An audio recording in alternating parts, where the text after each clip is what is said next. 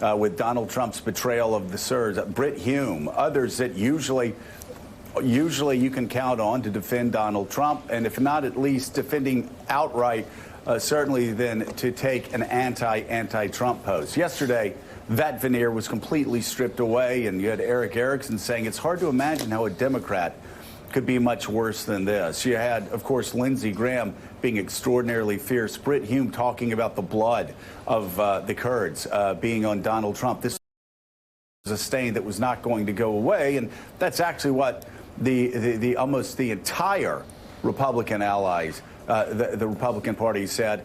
And isn't it fascinating, Rick, that the president who blamed Barack Obama for inventing ISIS is now being blamed by Republicans in his own party who have feared a tweet from him in the past.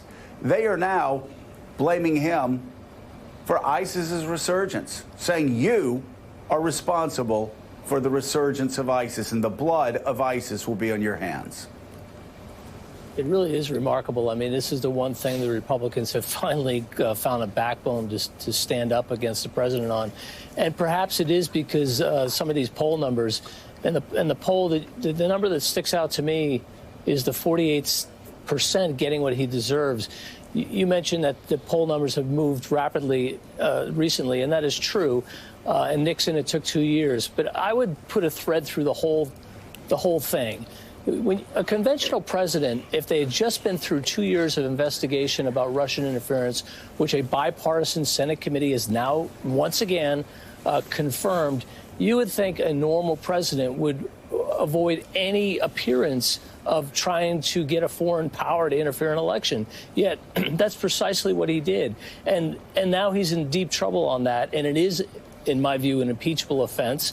Whether he gets impeached or not or convicted, that's another story. And then what does he do? He splits the Republican coalition by betraying the Kurds.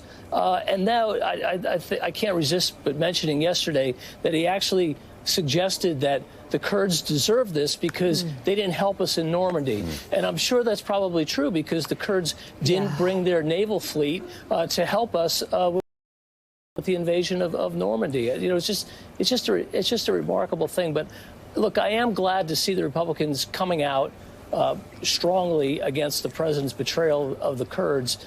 But I just can't help this lingering feeling of too little, too late. Well, yeah, and you know, Mika, let me say it for you, Mika, so you don't have to.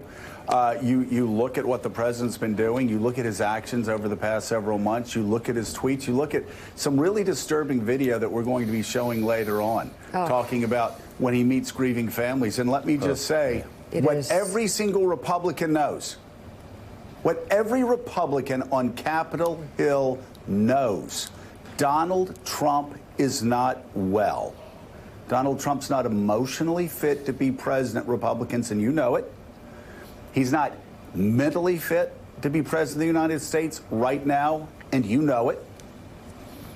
There are allies that sacrifice their lives, sacrifice their everything for us, who are on the run this morning, who are bleeding out, who are dying because Donald Trump decided on a whim to release them. There are women and children once again in danger of being raped and brutalized and tortured by ISIS. Donald Trump suggests that we can just let ISIS go and they can go back to. There are so many disturbing things, Mika. It is more obvious than ever. Donald Trump is neither emotionally or mentally fit to be president of the United States. That is without debate. It really is. Just look at all the actions of the past several weeks, and it just keeps getting worse. And the consequences are growing grimmer by the day. Every moment. Any Republican that keeps Donald Trump in office, every Republican that allows him to remain commander-in-chief, they, like Donald Trump, own the resurgence of ISIS. They, like Donald Trump, own the collapse of longtime alliances. Donald Trump said alliances were easy yesterday. You know what? They're not. They are back-breaking work. They are extraordinary work. Mika, your father knew that as well as anybody in his generation. Alliances, like trade wars, are hard. But we have a president that doesn't understand that. And because that every day, Americans and their closest allies are suffering. Well,